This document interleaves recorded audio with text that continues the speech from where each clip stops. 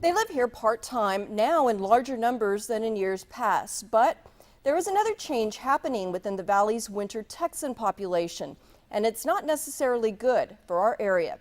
Steven Sarabia has more. They are an essential part to the valley's economy.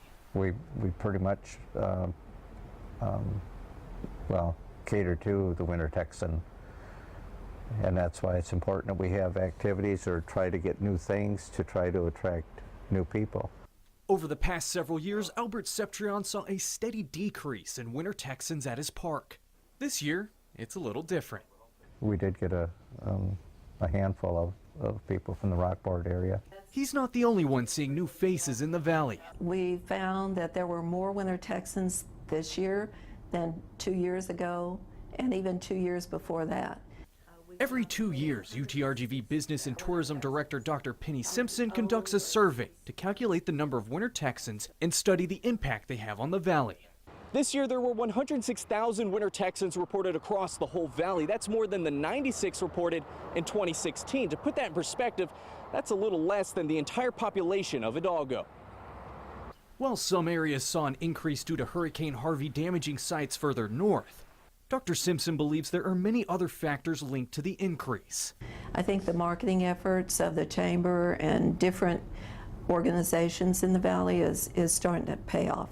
And while numbers are up, spending is actually down since 2016. Instead of spending almost $15,000 while they're here, the whole time they're here, this time they spent just over $9,300.